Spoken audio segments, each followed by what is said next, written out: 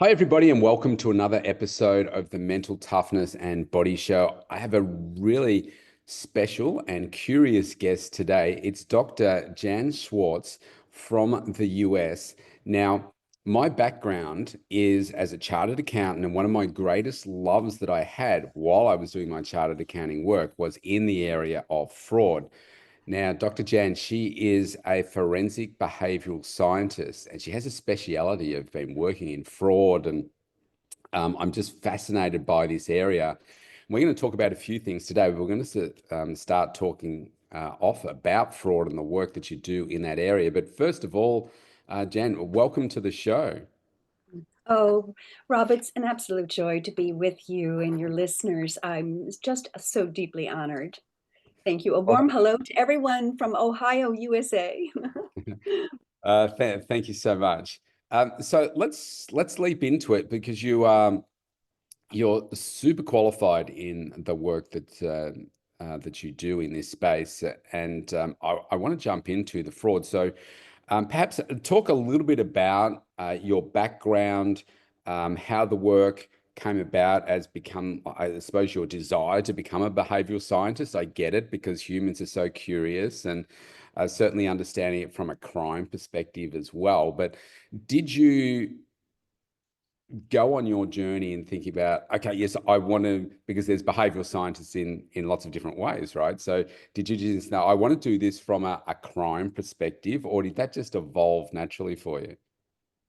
Actually, it did not come from an early childhood mindset whatsoever, because my first career position was that of an elementary teacher. Ah, So right.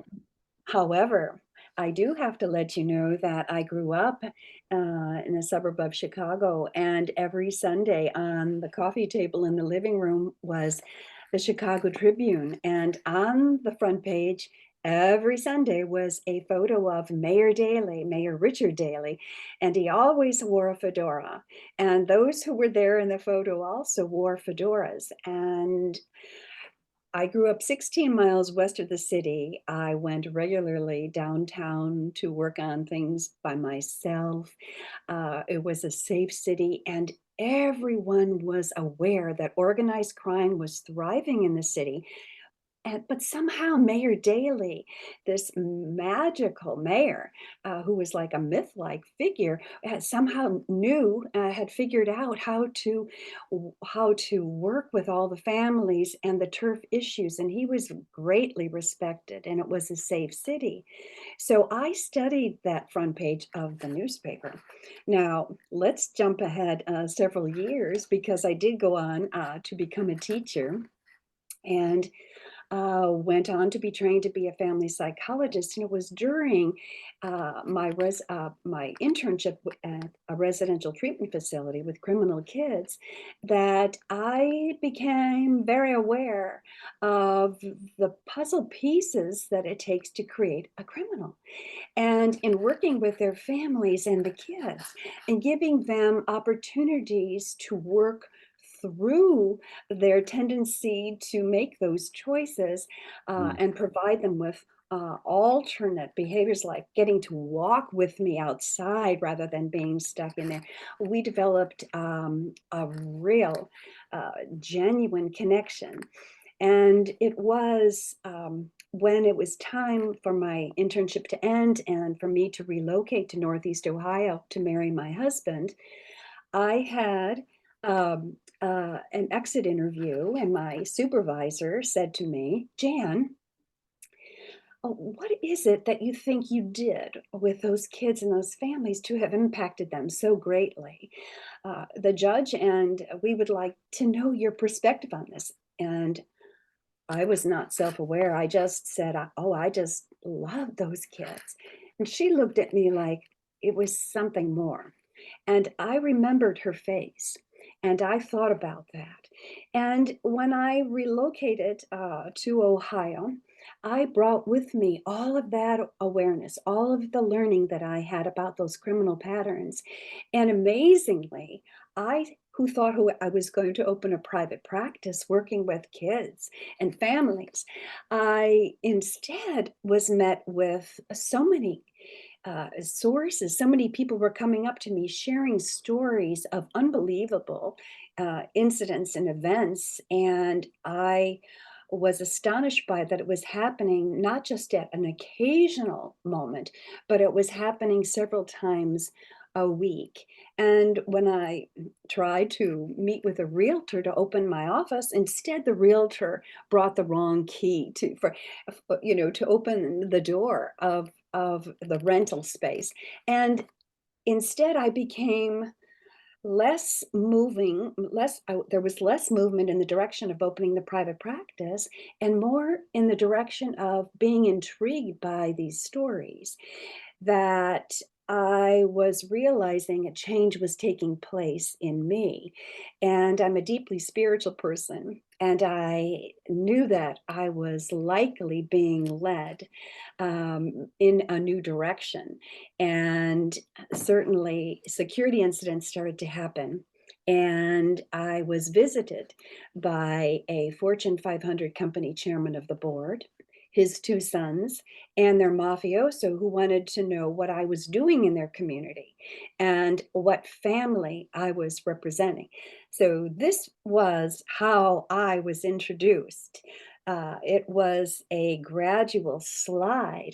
And this moment, had I not had that preparation of looking at that photo of the Chicago Tribune and feeling the energy of growing up, realizing that there were conflicts, and power issues that were being tamed by a magnificent leader. I may not have had the courage to endure this, but I did, and I stood up to them.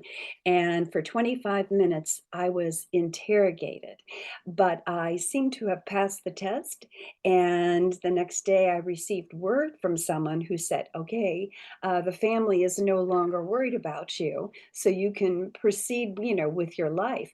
Well, this was astonishing, to me. That I had experienced this in real life terms. And so I think you and your listeners probably can already tell that this was the moment that I realized, no, I need to dig in. I need to find out what's going on. And I began to, as I say, pound the pavement. And I uh, dug into things all very ethically, all with a very open spirit. Everywhere I went, nothing was deceptive. I explained what I was doing, and the people in the offices that I visited were very responsive to genuine, authentic conversation where I was saying, "These are my concerns. What information might you have that can help me answer this question?" These kinds of things. And before I knew it, I had a lot of documentation gathered, and eventually there was enough for me to approach the authorities. And when I reached out, interestingly, the documentation was important to not only state but federal officials. And soon I became regularly sharing large numbers of boxes of data. Now, today, it's 32 years later. And there has been a whole career as president of forensic fraud research in doing this.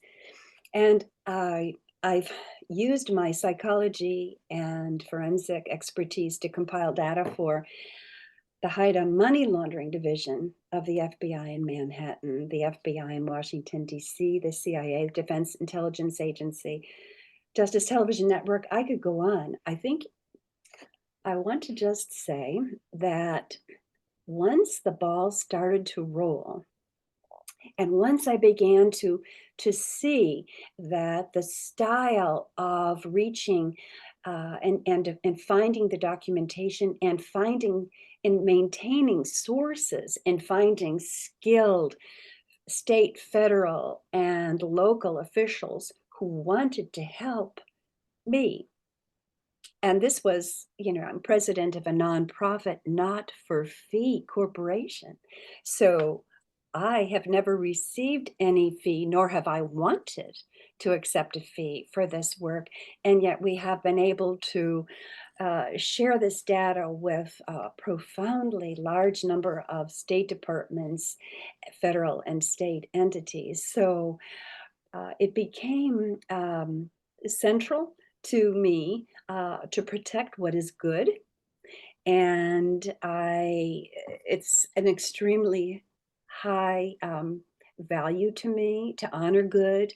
And I feel privileged for each one of the projects that I've taken on that has led to something significant. And on that note, Rob, when we were talking heart to heart about this, when I later was talking at the end of a case with a group of really wonderful colleagues, these were federal agents who were my buddies. And even though I'm a blonde in heels, the guys only saw me as this this lady who was delivering boxes of data, and they taught me how to laugh and to cope with laughter during all of the stress in presenting information related to very serious financial crimes such as money laundering and so on. But in the conversation, in this one moment, these agents said to me, okay, how do you do your work? Why is it, Jan, that every project you bring to us turns into a case? And I had grown to the point where I had realized a lot more about myself by this time. And so I said to them, I have a sixth sense. I have eyes that see. And it was a third conversation with a colleague, a local Facebook friend, who was talking to me about some posts I had made on Facebook. And he was saying, where are these tips, how to tap into your creative genius coming from? Where do you get these ideas? And you see, I was posting those thoughts at a time where I was going through the great despair of writing my first book, titled Last Summer with Oscar, that details our golden retriever's discovery of his own cure for his cancer. And so that was very difficult to write about. And I had to cheer myself up. So maybe you're the same way. Maybe your listeners are the same way. Can't stay in that thought zone all day long of despair. So I started writing these things and was surprised how people were responding. But this time, my awareness had grown. And what came out of me, to my great surprise, is I said to Dan, and by the way, Dan was, he had an unusual job. He was a former Associated Press bureau chief of a major American city. So for him, and we were having coffee, for him to say, all right, I'm going to be your therapist. I want to know, where is this coming from? It was a curious moment. And so I responded. He pulled it out of me, and here's what I said. Imagine three interconnected circles. The one on the left representing mental intelligence, or IQ. The one beside it, emotional intelligence, or EQ. And the one beneath them both represents spiritual intelligence, or SQ. The area common to all three is what I call my knowing, and that is my source of wisdom for these posts. Do you know what he said? What? He said, write that down. That is your next book.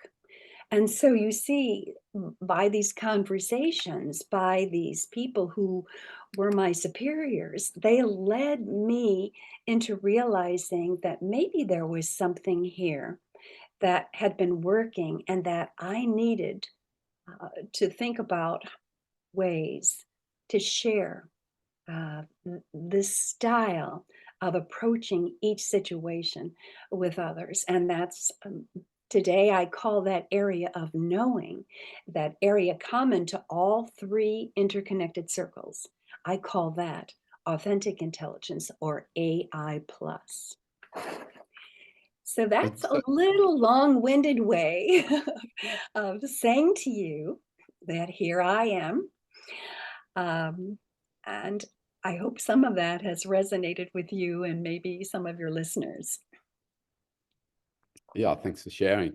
And I want to come back to some of the fraud work that you're doing. So do you now get approached by these departments and organizations to do fraud work? It sounds like from what you were saying, you've just been curious about certain things, gathered a lot of documentation, then taken it to them, and then they've decided to proceed with a case. Have I understood that correctly? It's We're getting into an area that's very difficult for me to talk about. Um, For y- security reasons, you mean? yes, Yeah, yeah. So yes, obviously I'm. only Mhm. tell me what you can.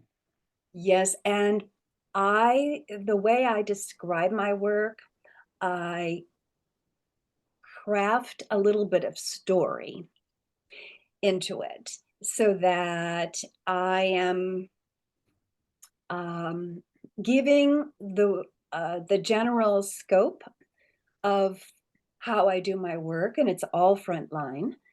And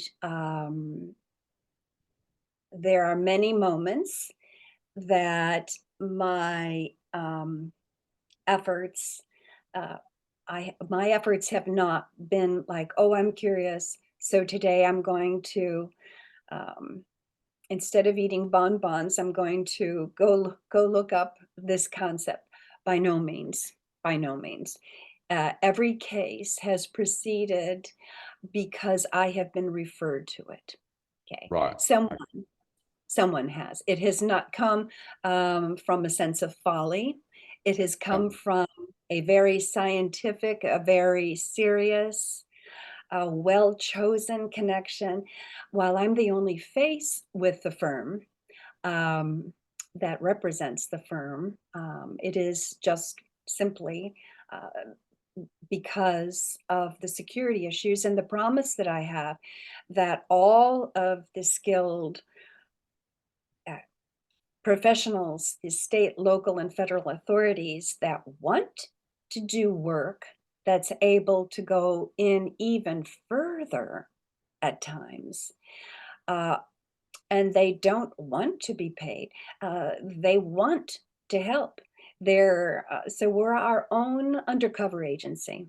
That's perhaps the Okay. best way So of describing one of the things that I've personally found in my business life, pardon me, and even personal life as well over the last 12 months has been the evolution of AI in our hands as the general public, I suppose, that can just use it so freely now.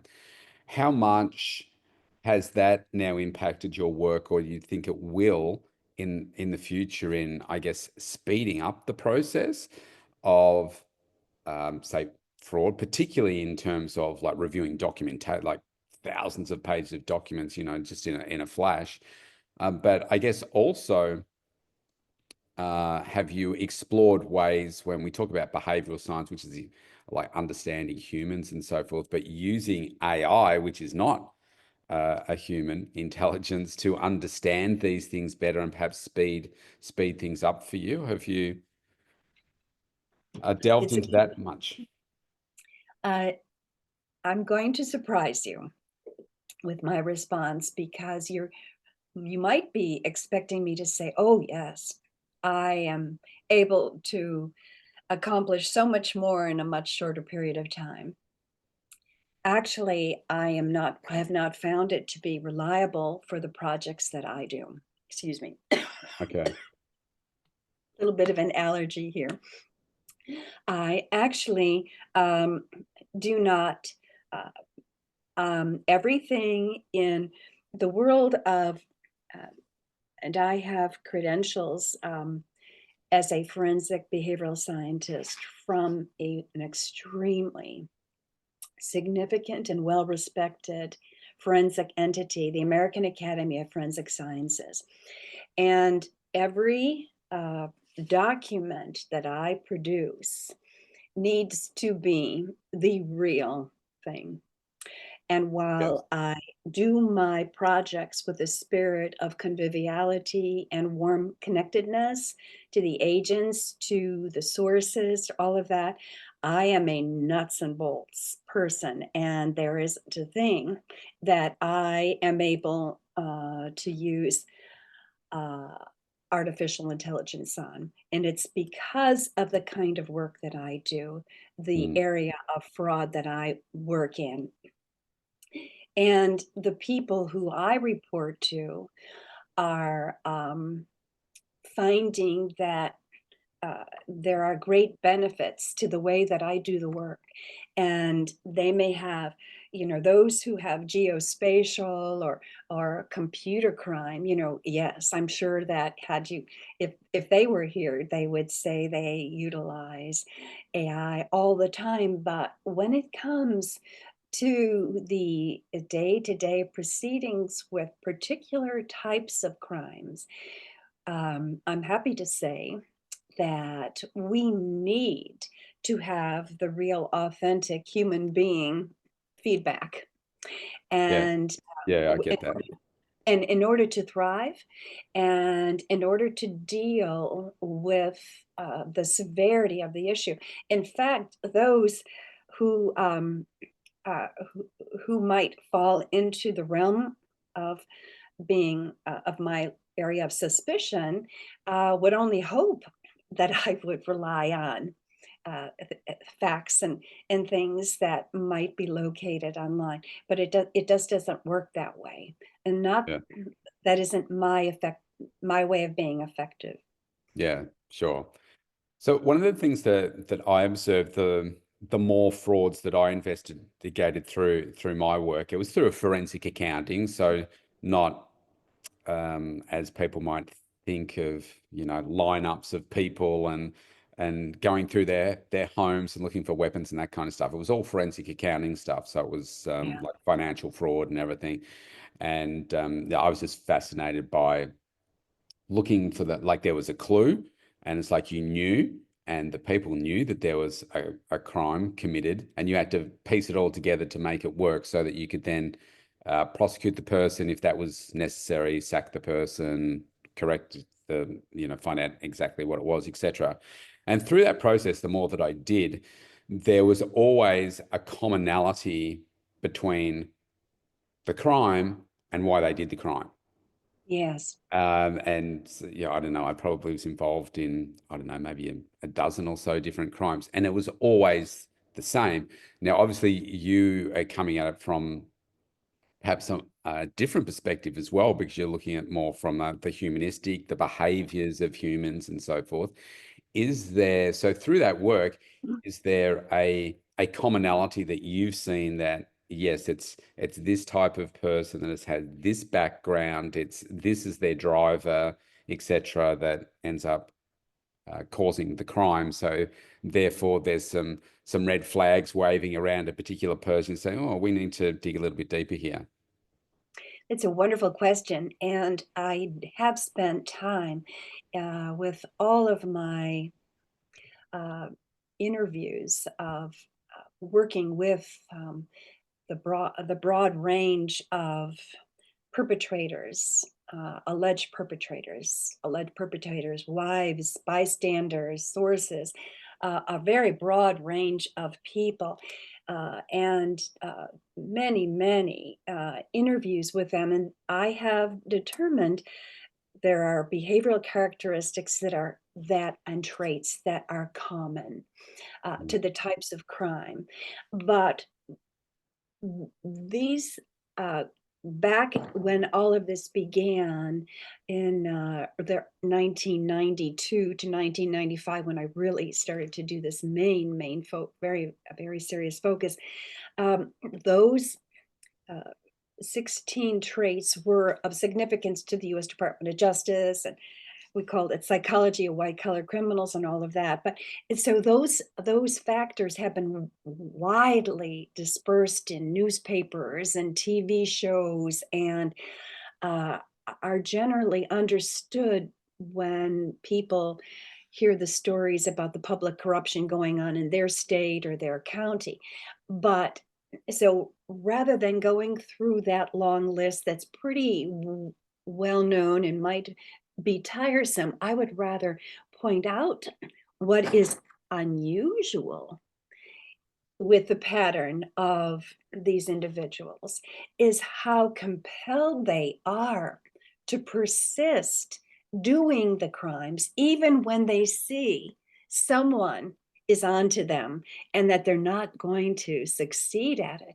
They cannot stop. And those Conviction.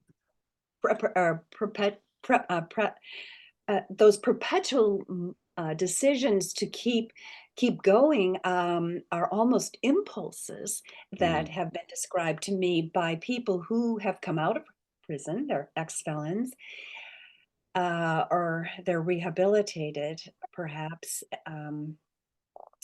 They are a little smug about the fact, and they think it's rather fascinating that they keep doing it even though they know they're going to get caught. So the mindset of these individuals, and they're mostly men, although women are mm, now participating, there's a drive for money. Um, yeah. and money means different things to different people. Uh, Maybe there's a stronger quality to prove that their brain is smarter than the brains of the feds, that they can pull off the greatest crime and not get caught. There's a lot of that. There's a lot of pride.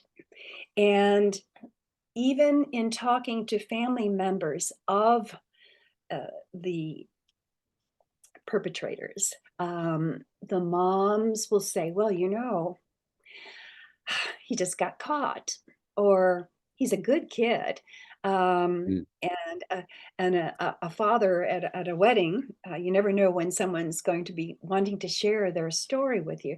I was at a wedding reception, and the guest to my left said, my son just got out of prison for such and such a crime. And but he really learned, it was a valuable experience. He learned how not to get caught the next time. Okay, so yeah. you see, they're a little, they're quite a bit different than the people who want to do other kinds of thefts. These are people who are often smart and who want to be included in a club of people who succeed in deceiving. The value of deceiving is inherent in Yes. all, and being a part of a power club. They really get into that. And there's an adage among those of us who work in the field, you don't take on these cases if they're smarter than you. And I also flip it around and say, don't think that there isn't someone smarter than you, because there are areas where I have learned that where there's shortcomings, and I'm not going to get into that little secret right now, but they do have a pattern where their shortcoming starts to become apparent to me. And that's an opportunity for me. And I watch for that and I wait for that. And so Mm, perseverance and waiting. And there's another very important quality that I want you to know in doing this work. And I'm sure you found that too in your work as a forensic accountant, is that in order to do this work, the mindset has to be coming from a place of love and betterment of the world, and love for a fellow human being who has decided to do something off the beaten path, or that's not on the wavelength of what we as a society would like them to be doing. We would like them to use their gifts to mm, better us all. And somehow they haven't found that to be a rewarding process. So I view it as a challenge. to the tone of my voice, the style, my whole approach to them. And when I meet with them and ask for their version of the story, I really offer that question with heartfelt um, interest and sincere hopes that they're going to decide to think again about how they have chosen to use their gifts. Yes. Certainly with the ones that I investigated, there was a few common things. One was lifestyle. So through their crime, they had reached a certain type of lifestyle that they couldn't maintain through their normal day-to-day work, and they had to top that up with crime. Gambling, well, like gambling debts or just a gambling addiction was another one. Just debt of some sort that they wanted to clear. And there was one more that I was just trying to think about, but they all had these common things. And like what you said about patience, there you know that something's wrong, and but for whatever reason, like like back in some of the early days, I mean, we tend not to deal so much in physical cash anymore, but it was I'll use this type of analogy where people will say take $5 from the cash register, and they, you know, it's out of the cash register, they stick it in their pocket, and they're like, no one noticed. Yeah. And so maybe the next later that week, they do it again. And Mhm. then it's like, no one's noticing. No one's asked me. So they obviously know it's not me. And then it goes to $10. And then it's $10 every second day. And then before you know it, though, they become so complacent that you're standing right with them and they just go bang and they stick $50 straight in their pocket. And you're like, well, what are you doing? And they're, you know, they just mess up because they've become so complacent now with doing it to become part of them. What I was going to ask you, from a psychology perspective, the people that, yeah, I can understand they come out of jail and they become better criminals, or want to, so that they don't get caught the next time, and the pride and the money and whatever that means to the crime boss, et cetera, et cetera. Is there a chemical release, like a dopamine hit, if you like, from committing the crime or doing that next big thing, or like you see it in movies, it's like we're just going to do one more and it's one more bank job or whatever, and that's going to be the hit, and then they're going to move to, you know, some country and just live life on a beach. But is that part of the problem with some of this recurring nature, because there is this chemical hit where they just can't stop? They're addicted to it. Obviously, there's the lifestyle side of it and whatever the money brings and stuff. But is that actually a real chemical issue? Well, we might think of it that way. Um,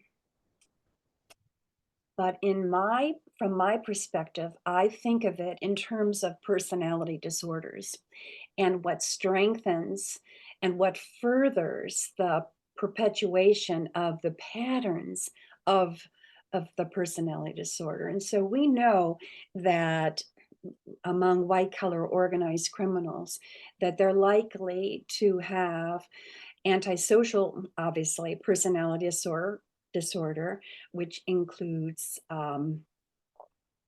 especially those who are adjudicated, but those who have done small crimes or just small manipulations, or those sneaky little moments to embezzle or to cheat the IRS. Yes, yes. And each time they get away with it, it furthers and it perpetuates their boldness. They grow bolder and more excited and more powerful. It is a sense of omnipotence that they really want to have, like they're able to control their lives and their moment, and they feel more special. So it weaves in the narcissistic personality disorder, the antisocial personality disorder. We could go down a few more other personality disorders, but the important fact is that every time they get away with it, they are propelled to stay to the course. And those who are embezzlers and those patterns that you were talking about and those qualities and those reasons why people embezzle, they're fascinating and you articulated them. I echo that those are right on. But when they come out of prison and a friend of theirs gives them the opportunity to get their life right, and they can't stop themselves because of their gambling or because of missing that feeling of being better than someone. So we're talking about having voids in their personality structure that they try to fill in by a means that will not bring them the long term fulfillment and happiness that they are actually craving. They are choosing a temporary route that one day is going to bring them shame and tremendous regret. And even let's give it to them. Let's say that they go their whole lives. Because I will share with you that there are cases that I have worked on where the evidence was there, but the authorities were afraid to take the case because of the harm that might come to them, that they might lose their job. The people were so powerful, or harm would come to their families, or not. And Yeah.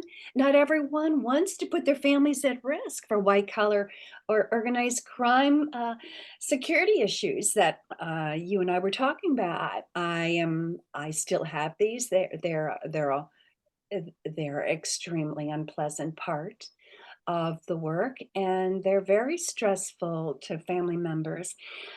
But let's say they get away with it, okay? Here's the catch.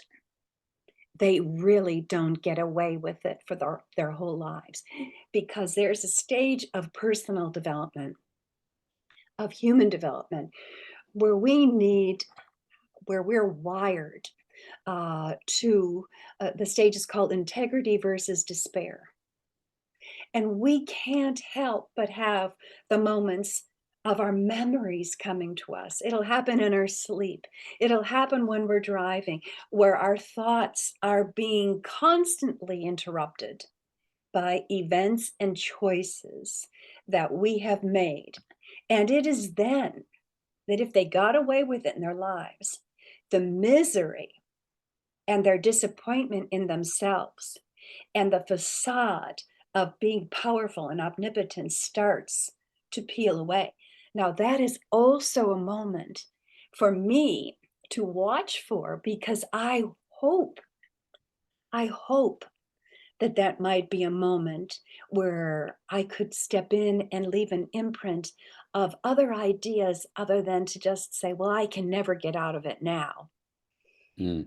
I've done this forever. I can't start anew because no matter what we have been through in our lives, no matter what our past choices are, no matter what we've gotten away with, no matter what we're hoping to get away with, we can break from that and we can make choices and we can think about new ideas about how to find fulfillment by feeding our intelligences and not just feeding egos. And you see right there by sharing that and boldly saying that, what I'm saying is society is leading us in a direction where feeding our egos, feeding our self-worth constantly by how many likes do we get? All right, is it a good day? Did we get a lot? Didn't we get a lot?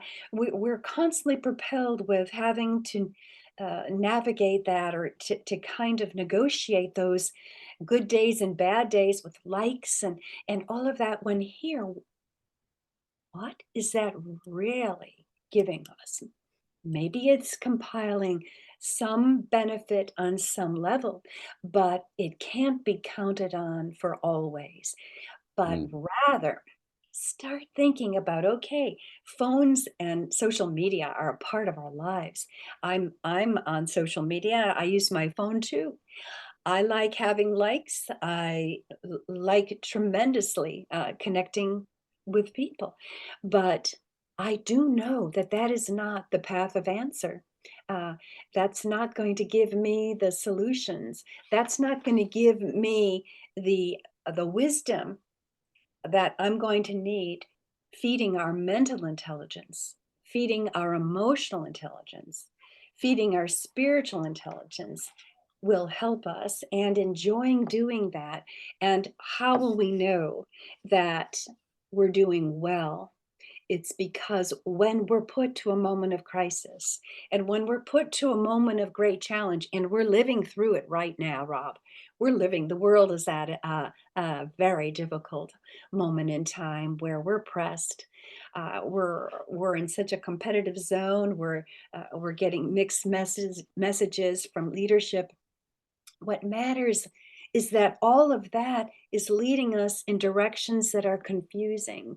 There is no confusion in the path of feeding our mental intelligence, our emotional intelligence, and spiritual intelligence, so that when something comes up, we're going to be able to make the best decisions, make the right judgments to lead us to moments of great satisfaction and personal happiness. And so I just say, the day it has begun, the day is anew. And are you ready to begin anew too? Yeah, nice. I just want to go a couple more questions for you. Have you had an instance where you've just got it completely wrong? And it's like you've thought, oh yes, so like say it's me, for instance, oh yeah, Rob is displaying all these Yeah, your behaviors, etc. It looks like, yeah, he's got it. Here's all the evidence against, etc., yeah. etc. But it's just been, oh no, whoops, got that wrong. Do you want the honest answer? No, give me the authentic. If you could. The authentic answer is, and I say this with a very, very, very sincere and humble spirit. The answer is no, I have not. And that is what those agents were saying to me when we had that meeting. They wondered, what is it? Why is it? And I am uncomfortable talking about that because I do not ever want to come across as someone who is self-righteous, who is um, into promoting herself with bold abandonment of power needs. That's not who I am. I believe that I approach each case, each referred situation in a way where I, who am a deeply spiritual person, am guided by my faith in my choices, in my interpretation of the data, and I'm not looking for another win. In fact, it's such a private matter. Um, those of us in the intelligence field do not. I've only recently, since I started doing podcasts, started to talk about this kind of thing, but not in specifics. And in my speeches, I would never speak in this way, because those who were inviting me to speak might have already known about a case that I had worked on. But I I'm centered on humility. Humility is my central theme, personal theme. Hmm. Yeah, nice. I guess, I mean, you put so much work into these cases that if you get it wrong, you're not doing the work right. So it's not like, oh yeah, I think Rob's a criminal. It's like there's so much work that goes into that. I have one final question. So when it's all said and done, and you get to the end of your working life and your life, how do you think you like your legacy? How would you like to be remembered? I hope that I will be remembered as someone who used her tremendous gift of love in ways that benefited others. That's how I hope to be remembered. Yeah, nice. Well, I'm going to give you the closing word in one moment. I'd like to thank you for joining us here today. It's obviously the work that you do is very interesting. I'm sure it would be even more interesting if you could actually talk about all the cases that you've gone through, which obviously you can't, and just like I can't with the work that I've done. Like that vault is so full of secrets that you can never tell anyone. It's still like it's just so interesting, and you obviously come at it from a different perspective too, in terms of human behavioral science and so forth. So I want to thank you for today, and I'm going to give you the closing word. What would you say has been the best advice you've ever received?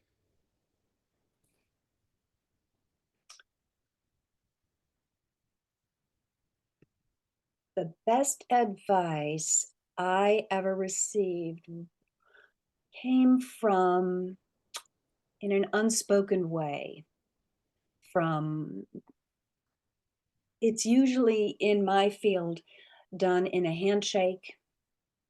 It's done with a new opportunity. But the best advice has been someone's belief in me and in someone's valuing my work, my style of working, and knowing that I don't need praise in the way that most people might need it. But I also need to know that they believed. And they did it in ways that have left such an imprint. And they did it also with love. Yeah, beautiful. Well, thank you so much again for today, Jan. I truly appreciate you being on the show. I'm so grateful to you, Rob, and the best to you, sincerely, and to you and your listeners. Thank you.